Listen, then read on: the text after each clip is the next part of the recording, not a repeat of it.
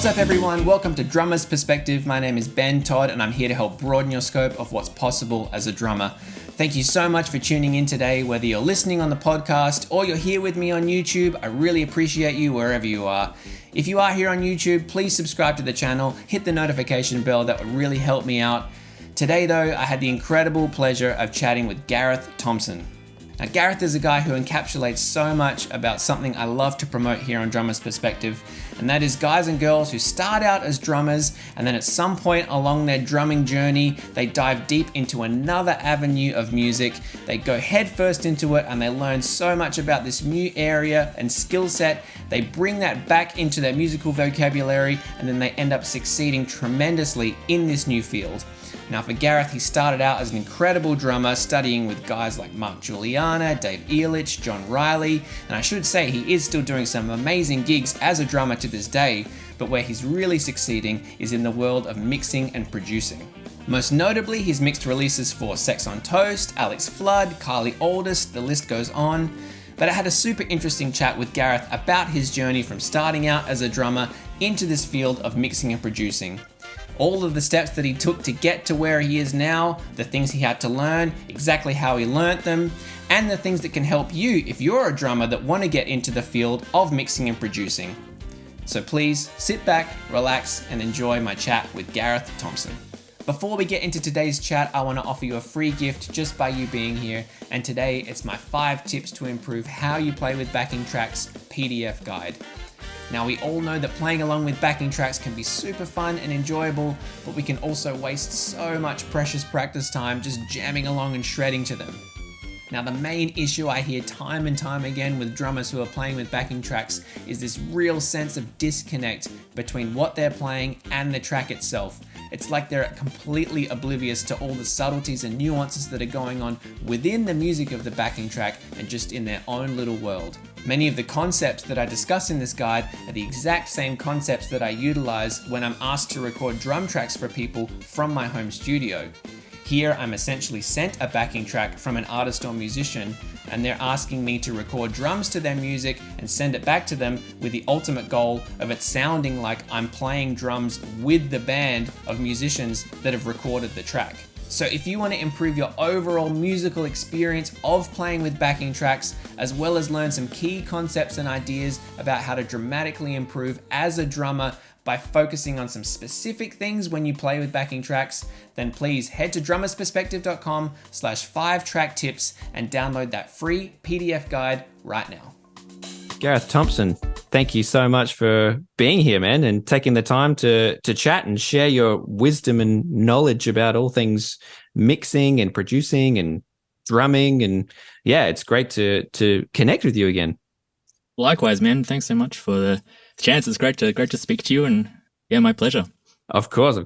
Anyone that doesn't know Gareth, incredible drummer. You've got some amazing credits and you've studied with some incredible people as well. I didn't realize when I was checking out your bio, like Mark Juliana and Dave Ehrlich and John Riley, and you've played with like Sex on Toast and Kylie Auldist, Melbourne Symphony, Seth Sentry recently. I saw you were doing a tour, which is man, amazing stuff. But now you have this whole catalog of mixing and producing credits as well. That's even more impressive, I suppose. And I suppose the interesting thing from my point of view is looking at your journey. I first heard of you as a drummer, incredible drummer. I think I heard some Sex on Toast tracks, which is the first time I heard you play. And then seemingly overnight, which I'm sure it wasn't, from your point of view, you're putting yourself out there as a mixing engineer and a producer and turning out some amazing stuff. And my whole idea with this platform and this channel is to kind of give a voice and platform to drummers who have started out as players and now have maybe transitioned into a different area within music, still holding drums as the central thing and playing, but, you're succeeding so incredibly in this whole field of mixing and producing. So yeah, I just wanted to know, I guess we can start at the start. When did you first become interested in mixing and producing? And was there a point where you decided like, okay, I'm really going to pursue this as kind of a source of income versus like just a hobby that you were working on alongside of drumming? Yeah, sure. Well, it's definitely been like an evolution. How far back do you want to go? Oh man, well, I mean, I guess like when was like the first Sex on Toast days? Were you interested in it then? Like, Even probably earlier. I wasn't oh doing yeah, it, but I was definitely interested in it. So I started playing drums pretty young. Maybe I was around 5, 6, 7 years old. Started dabbling with the drums. My parents were both musicians. My mum's a music teacher. My dad's a hobbyist musician. Played a few instruments. And so music was always around. And then I think my first exploration of any sort of mixing was probably like being like 12 or 13 years old and just like playing on my dad's laptop with Cakewalk back right. then. And like, I think he stopped me from doing that after a year or so because he needed the laptop for work.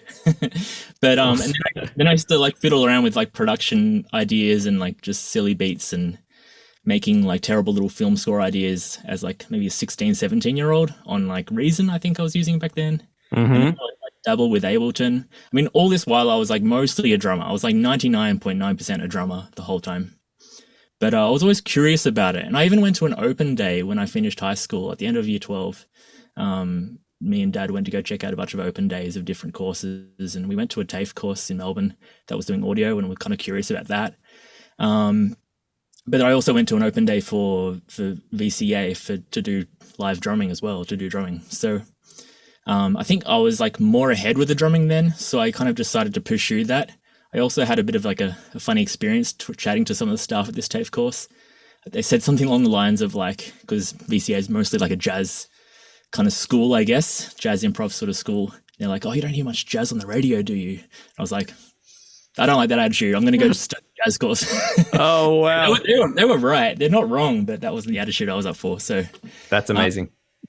But yeah, it's funny. Someone just putting a bad taste in your mouth can change the course Oh of my your gosh.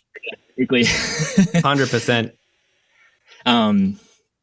Yeah, I mean, full disclosure, like I love jazz and I love pop and I love everything on the radio as well. So it's like, but I ended up going to study jazz and I went kind of all in on that and gave up on the production mixing thing. And yeah, just went all in on the drums for probably like 6 or 7 years. And I wasn't really doing any production. I didn't know how to do anything really. I used to open Ableton every now and then and just have a little noodle around, but I didn't know how to really do anything. And then Sex on Toast, I joined that band. They'd been going since Angus was in high school, but I joined it maybe when I was about 22 years old. And then we started recording and we went to the studio, but we had this idea of a sound that needed to be more produced. So, but we didn't know anyone who could really do that. I didn't know anyone who could program drums. We thought about maybe paying someone, but it was going to be expensive. We didn't have any money. So I just had to like download Logic and figure out how to do it. Amazing. So, I just started like fiddling around with Logic and it took me about 6 months of pain, but we eventually put together something, and that was that track Taken Over that we put out. Wow. Yeah, that's a great track. Yeah, so that was like recorded live drums in the studio, and then I like edited the drums and edited all the parts, and then like layered the drums with samples, and then I took it to an amazing mixer who really saved the day. He kind of had to redo all my work again. Andre Ehrman, who's still a really close friend of mine now. So yeah, he was really young. He was like 20 at the time, and he was already like killing it as a mixer. Wow. So we took the project to him and he saved the day and made it sound as great as it does, fortunately. But yeah, that's kind of like my entry point into actually doing something in the production world. And then how I ended up in mixing was sort of, I was for a few years just like sitting over the shoulder of every mixer that would take our tracks into and just like asking them too many questions and annoying them a little bit too much. And they just were really generous with their time. And I even had like another mixer called Stephen Schramm. Like he had a little competition, like, hey, anyone who's young and wants to learn about mixing, I'm going to open up my doors for a couple of young people. I sent him one of my terrible mixes and he had a listen. He's like, yeah, you can come. And he just let me like, sit over his shoulder for like a day and just watch him mix for a day. And then like I was just like writing notes all day. And yeah, so like John Paul Fung, Andre Ehrman, and Stephen Schramm, like just letting me watch them work was sort of like my first chance to really learn a few things. Then I was doing a bit more production for some other people through like my friend Social Network and Sex on Toast, and started to do a little bit of mixing through that. I was always doing the rough mixing for the Sex on Toast tracks. They weren't particularly great, but they started to get better slowly. And then eventually, I think my friend Lewis Moody said something along the lines of like, "Oh, you're not too bad at this." So like that slightest bit of encouragement was like, maybe I should learn a thing or two. So then I just like signed up to Pure Mix. I read a bunch of books. I can't remember what the books are. I think I read like 3 or 4 different mixing books. I signed up to Pure Mix and tried to watch every video on that over the course of a year or two. And just slowly started to like learn how to do it. And just hitting everyone up and saying, "Hey, I'll mix your track. I'll mix it for free. Like just send it to me and I'll give it a go." Great. And like all this while I was still drumming and doing touring work and playing with Sex on Toast and starting to play with some other artists. I was playing with an artist called Laken and Elliot and different people, kind of some people in the jazz scene as well. So like the mixing thing was just like a little sort of like my spare time thing. It was just like a 5% kind of thing that was kind of going on in the background. I wasn't really getting paid for, but I just loved it. I was just curious about it. And then eventually I started going like, I need to get some money for this. So I started like charging like a little bit, just to like some of the friends who were trusting me and like saying I need a little bit of money, and then they'd pay me. And like just today, actually, like a track, we're going to timestamp this interview, but but like Alex Flood track came out today. He put out an EP today. He was one of the first people I worked with. Oh, great. He was looking for a mastering engineer. He just posted on his story one day, and we'd met through being drumming friends a couple of years prior.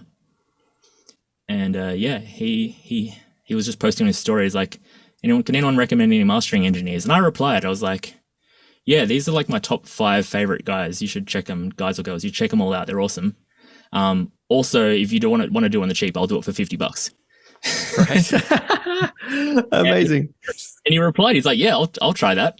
Wow. And he trusted me, and then he sent me the track, and I was like, look, can I just mix this for you again? I'll do the mix for free.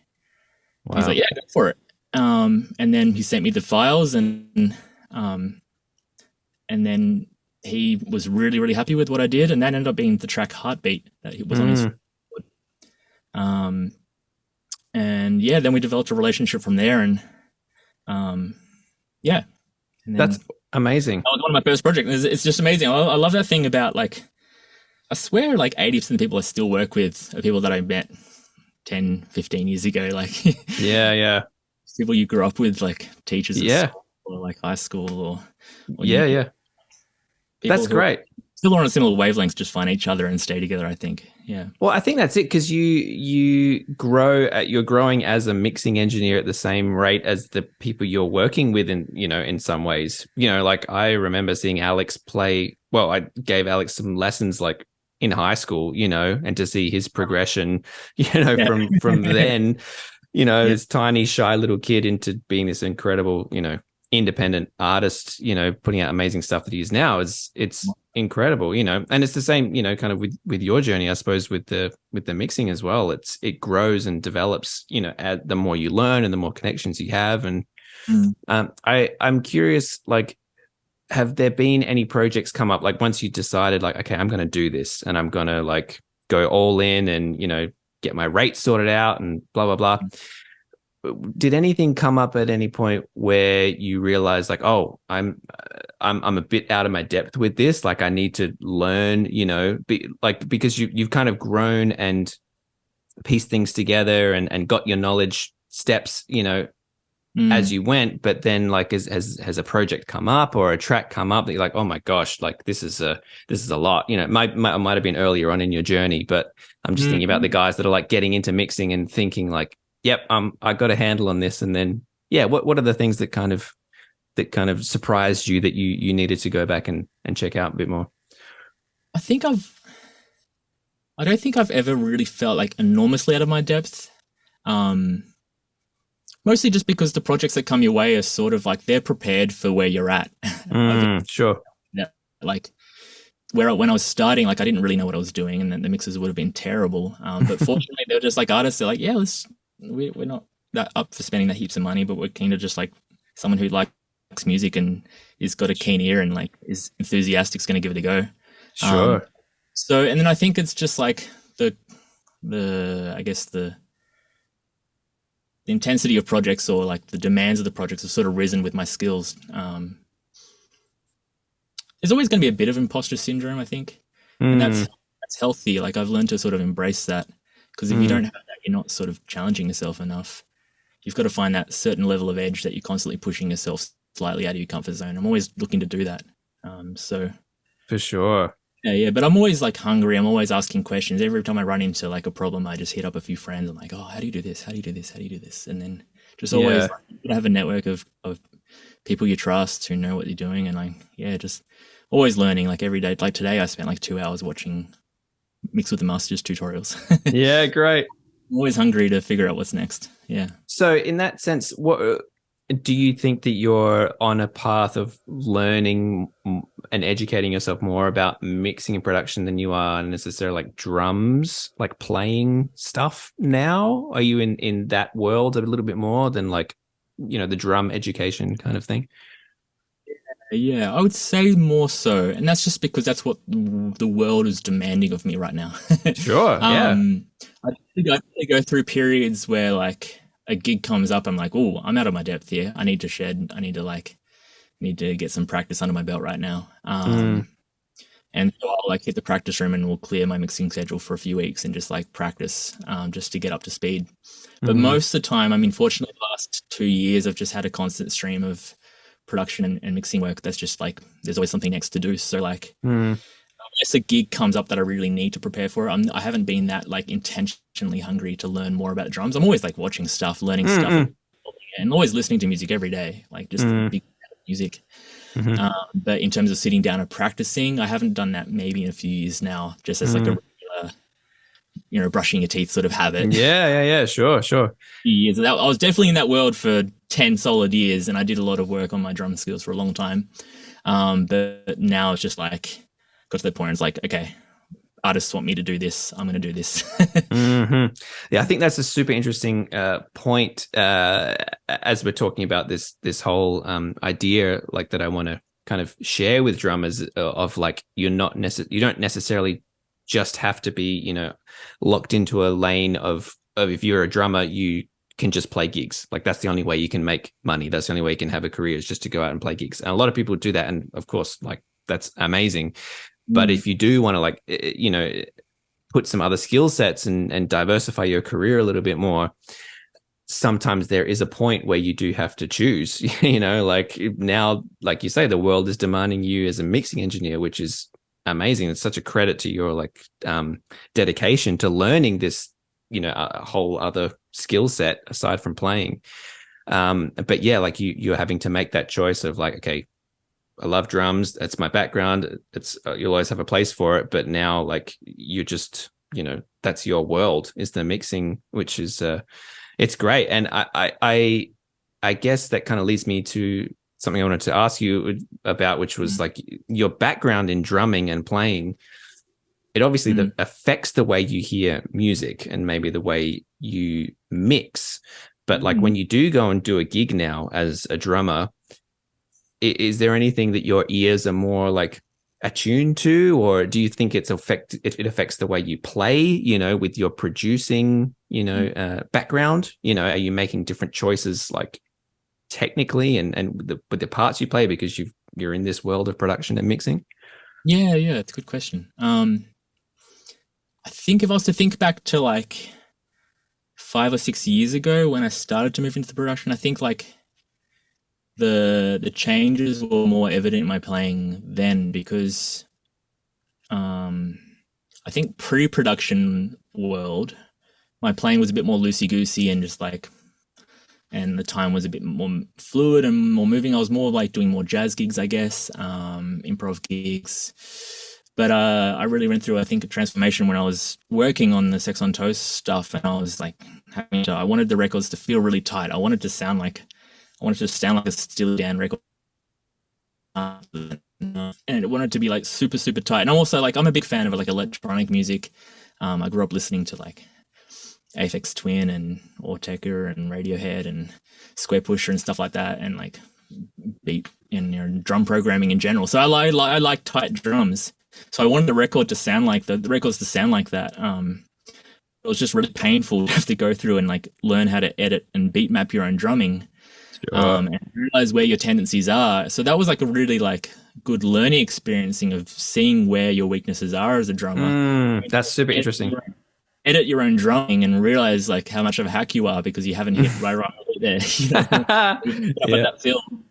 So yeah, I think that's a helpful skill for every drummer to know is like how to like edit your own drumming. You'll see where your tendencies are. And then when you hear how tight it is and when you've spent like hours and hours kind of like fine tuning it, keeping a bit of the musicality and like human touch in there, but still being as tight as you possibly can so it sounds great as a record in this modern day and age, you'll learn a lot about time, I think. But I think then coming back to live playing, it changed my sound a little bit. I became a lot more hyper-focused on precision. And making sure like what I was playing at the kit felt like a record. I think, like I definitely never really achieved as much as I would like to compared to some of my heroes, but I definitely felt like that change happened through the learning production process a lot more. Yeah. That's super interesting. Who are some guys that you look up to in a drumming sense of like you can tell that they're coming at playing from that world of the super precise and intentional note placement and voicing, who are some of the guys that you really admire in that sense? I feel like that's a common thread with basically all the best drummers is like their time insanely precise. Like even yourself, like even watching Alex Flood play is so precise. Like watching like Michael Iverson is a hero of mine. He's precise. Lee Fisher, which is I'm just thinking drummers right now. Like great. Yeah, so precise. Graham Pogson, super precise. But then like American drummers and like overseas drummers, like just seeing like Matt Chamberlain's always been a hero of mine.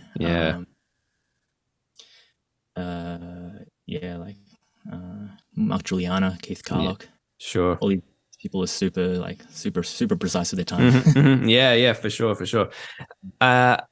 That's it's an interesting point because I guess you kind of like respect drummers and idolize drummers at different stages of your growth, like in the earlier times of getting into drums. I think a lot of people are impressed by the flash and the chops and all that kind of thing. And then, the more mature everyone gets, it seems to be a similar path that everyone starts to respect and admire, people's, just the velocity consistency, or like the placement of the backbeat and things like that. It's a very common, conversation that happens with, mature, I suppose, more experienced drummers. But it's interesting for you because you kind of got to that point maybe a little faster than some people because you went in looking at your own playing and mixing and editing from that point rather than like a solely playing point, Totally. You mentioned some of the drummers I'd had lessons off. So a lot of those, especially in the States, a lot of those were within a 2 period. Of the States for 3 months when I was 22, I think 23, maybe 4 years old. And I thought I wanted to get lessons of all these different people because I just like adored all their playing. But I knew I needed to have a common thread because I didn't want it to be just too scattered, just like bits of information all over the place. I knew I wanted to have a common thread through the whole experience over a few months. And I went into it with the intention of like, I'm going to ask every single, I think I had lessons off 12 drummers over 3 months in the States, maybe 13. And I just wanted to ask all of them, like, how do you work on time? What's your time thing? And some of them were like pretty lofty ideas. Some of them were like super disciplined, like precise, like regimented approaches. But yeah, that was kind of like my mantra for the time. Was just like, I'm just figure this out. And there was definitely a before and after that period. Like people, like the band members of Sex on Toast, like definitely saw it as like a chapter change. Before Trip, after trip. That's great. Yeah. That's great. Wow. Can you remember like what's an exercise that stuck out in your mind that you found very beneficial? Because I think like the whole topic of working on time is so vague, and it means different things to different people. And sometimes if someone's just like, I want to work on my time, it can mean a million different things. But for you, what's something that you took away from the lesson that you perhaps still work on? Yeah. So I think I can't really remember a lot of them. I did write them down and I was working on them for a while, but Mark Juliana had a really good one, which you can learn about if you like get his book. He basically gave me like the lesson one out of his book. Right. Just like shifting at slow tempos with a coordination exercise, shifting between eighths to triplets to sixteenths and going backwards and forwards, eighths, triplets, sixteenths. And just like the slower and more hyper aware you do it, you start to realize that triplet is where the gears change. And if you can learn to be super precise with all sorts of extra challenges and stepping it up with all sorts of challenges he goes through. But it's just shifting between eighths, triplets, and sixteenths and going backwards and forwards. And then putting that around the kit. And then, but just check out his book. Anyway, doing that super slow and just super slow precision stuff is like, just the attention thing, I think is really important. Like hyper aware, like it's like training your brain as well. Training the physicality is really important as well. Working like twice as much on your right foot as you do in your hands, because the right foot just takes way longer. Then there was other things like Ari Honig was recommending like just learning standards and singing them and soloing underneath it. Doesn't sound like a time exercise, but within that, I think that's what he liked to work on his time. Who else? Michael Iverson has a bunch of great stuff. Basically just like a simple exercise where you just work on syncopation, like through these 16th note patterns. There's like 15 of them, and you just run the kit in different ways in really slow tempo. Like super precise, basic stuff, just like the most basic stuff. At a really high attention to detail is basically how you work on it. There's also other people people talked about, like, I think Ivo really got me into like, I think it was Dave Illich, I can't remember. They were just like, just get into like Sam Harris meditation tapes. Learn to 100%. Meditate. Also just learning to breathe, like sit back and breathe properly when you're playing. Things like that. And of course, like the biggest one, just play along to records, play a lot. Yeah. If I was to add my own extra thing, it was like, what really helped my time was for the next few years was just like doing basically every gig to click. That's sort of like sacrilege. It's not really like, I wouldn't do that at every gig, but within Sex on Toast, when it was like a 9-piece band and there was just chaos everywhere, having like me hold it down with a metronome in my ears that no one else can hear, kind of taught the band to finally play in time. And then the whole band got better. Through that process. It's super interesting. At first, the guitarist is like, "Oh, I feel like I'm at the dentist. It's so surgical." He didn't like it. Right. But we eventually just learned how to play like that, and it really helped us. And then, like, I was doing a lot of MD work, like laptop and running tracks and playing with artists. And then, so basically, a lot of my gigs for a few years there were all to track. That's really good for your time. Just years and years of stuff to track and click. Sure. Yeah, man, I hear you for sure. I took a couple of lessons with Dave Illich as well, and he got me turned on to playing at like just straight ahead rock beat, but like at 40 beats per minute, and like then you put the click on just 2 and 4. And then he was the first teacher that I had that said, okay, we're going to take the metronome slower now. Like you're so, ingrained as a drum student and music student in general, like you want to get things faster and faster. Yeah. He's like, okay, now we'll go down to 38. Okay, now we'll go to 36. And we got it down to like 30. And if you can play like, 2 and 4 backbeat at 30 beats per minute with the click just on 2 and 4, you learn a lot about yourself, when you start doing that kind of thing. 100%. Yeah. I used to do a thing very similar to that. There's a book by Colin Bailey called Bass Drum Technique, and I think like page 1 or 2 of that is just like a page of like eighth note, triplet, and 16th rhythms, designed as like a bass drum exercise. And I would go through that at about 30 or 40 BPM. And then I would like turn off the click so it's just the beat one, and then I'd turn off the click so it's just beat one of every second bar. And it's hard. Really, the slower you get, the harder it is. Your level of concentration and effort that goes into it is the really learning process there. And I tried to demonstrate this exercise at a workshop actually in Vietnam a few years ago, and completely made a fool of myself because I just couldn't do it. It was so hard. Yeah, wow. I was just like, I started at 60 and I kept going down and down and down, and then like I just couldn't be precise at 20 BPM. Not precise anymore. And hopefully I made a demonstration of like slow is hard. Yeah, for sure.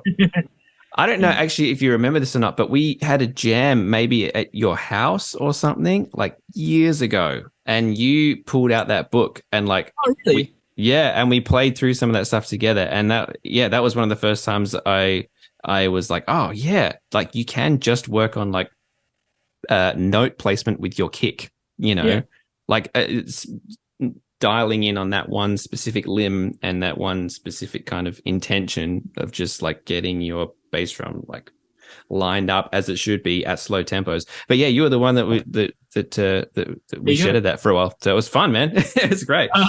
Yeah, that's amazing. Yeah, but I guess for you, you've gone on this journey of starting out as a drummer and now are in this different world.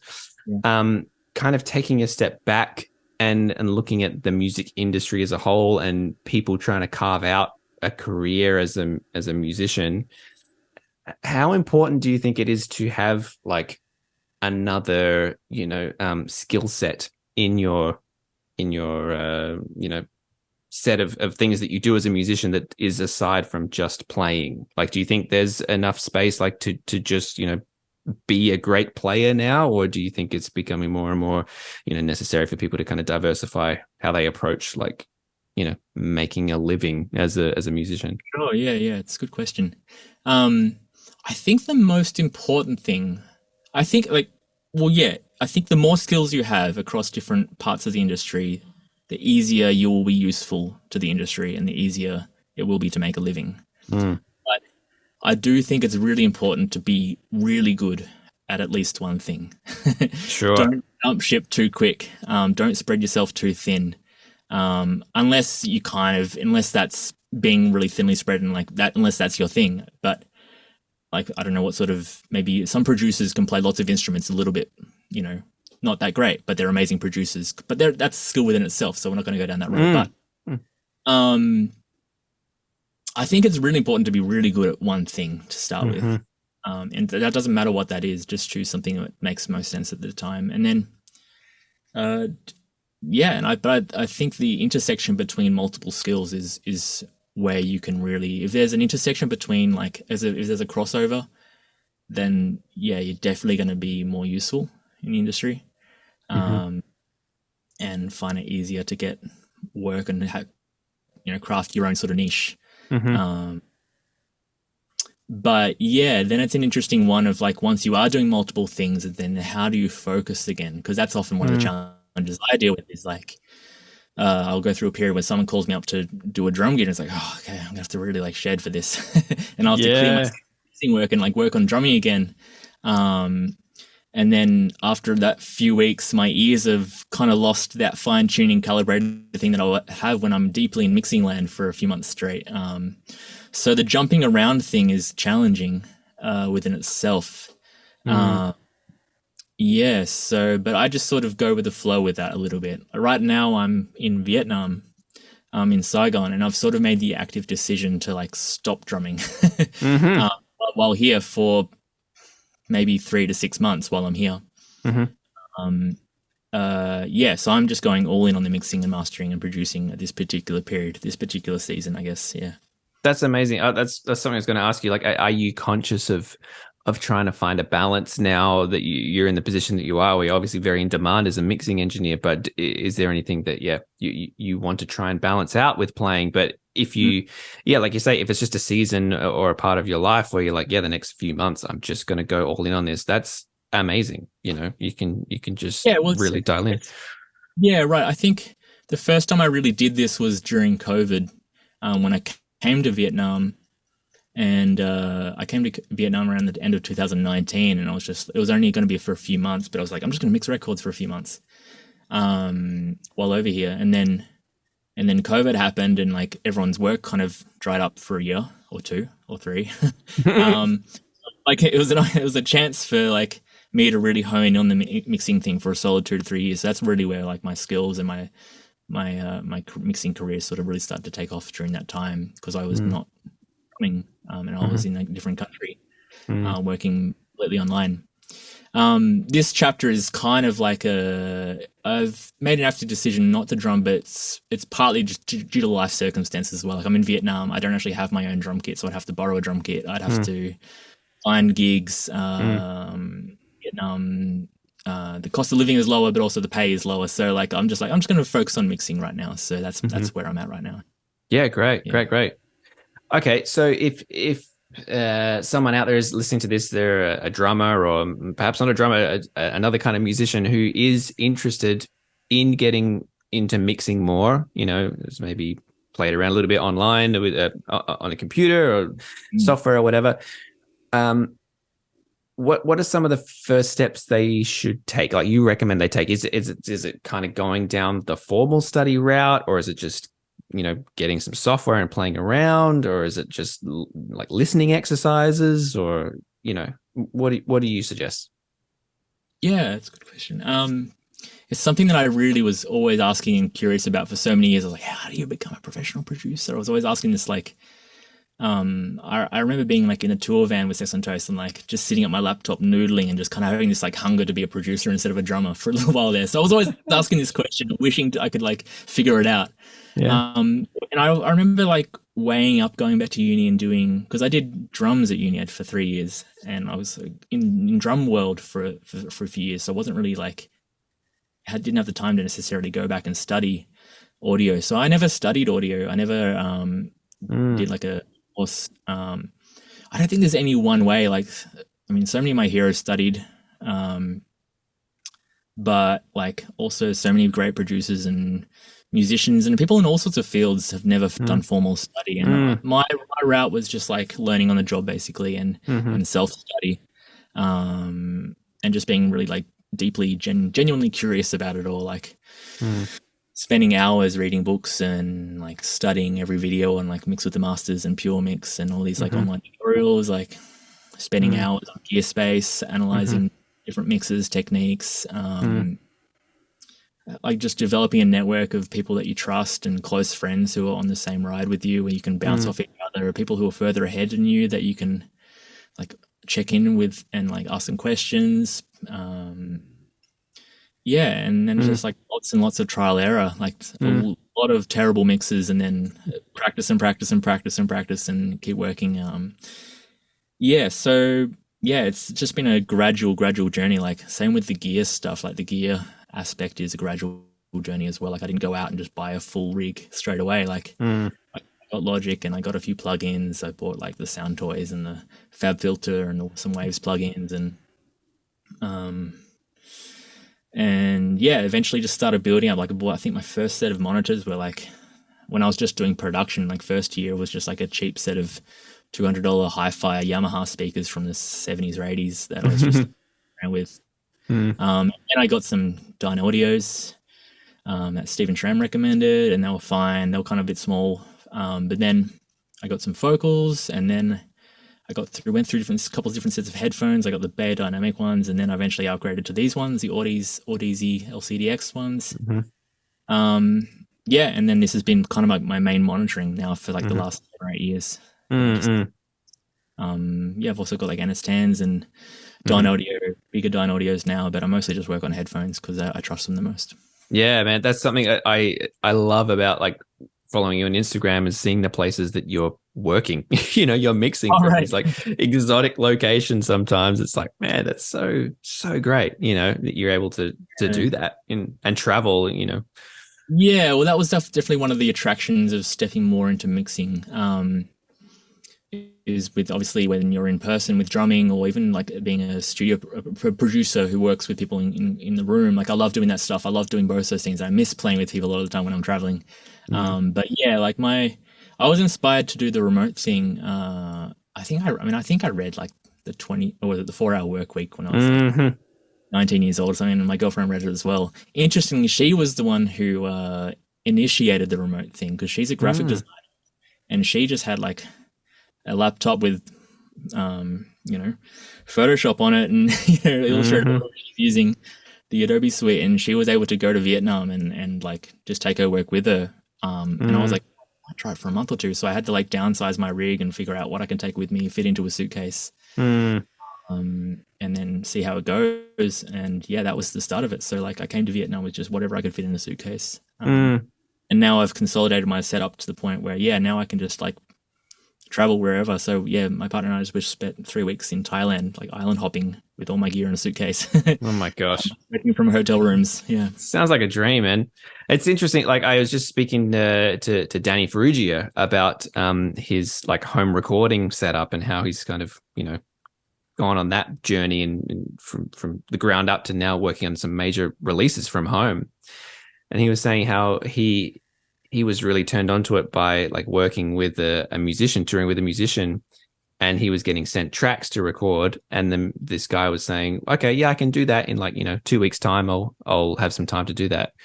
And Danny was saying that was the first time he actually realized, like, as a musician, you can dictate your own schedule, when you're working remotely and working on your own space. You can say like, I'll get around to that like when I have time to do it, versus like the standard typical thing of like, are you free on this day? Yes or no kind of thing. And then you kind of locked into that. So yeah, it's just a really interesting, it's very interesting, the similarities and comparisons there are, in so many ways to getting better as a musician and getting better as a mixer or a producer, whether it be the gear or the time dedication you need to go all in, and what you learn, and even like you were saying earlier on about like volunteering, well, not volunteering, but like offering your services at a cheaper rate. We've all done gigs where we're like, it maybe doesn't pay so well, but like you could be playing with someone that could lead to something else. So yeah, it's fascinating that there's so many comparisons between the two fields. 100%. Yeah, absolutely. So man, so you're doing all of this amazing mixing and producing work now. Like if people want to get in touch with you, to work with you, or just to see what you're doing and or what you've done in the past, like where's a good place for people to check you out? I've got a website. I have Instagram. Just hit me up. Awesome. Yeah. What's the website? GarethThomson.net. .net. Awesome. Thomson with no P. Okay. Perfect. Awesome, man. Well, this has been incredible. Thank you so much for taking the time to chat, and it's been really fascinating to kind of go in deep with your journey, because like I said, I've kind of seen it from the outside of like, you're an amazing drummer and now you're an amazing mixer, and like to hear your journey, and it's possible for everyone. It just depends on how invested you are in diversifying your skill set. But for you, man, like, good on you. Like you're doing some amazing stuff, and it's super, super inspiring to me, and I'm sure a lot of other guys out there who are players and want to diversify their skill set. So man, you're living proof that it's possible. So thank you for sharing all of your knowledge today. Oh man, thank you. What a pleasure. What an honor. Of course, man. Of course. I hope we can do it again. Look to it. Cool, man. Thank you so much. Thanks, Ben. Take care, mate.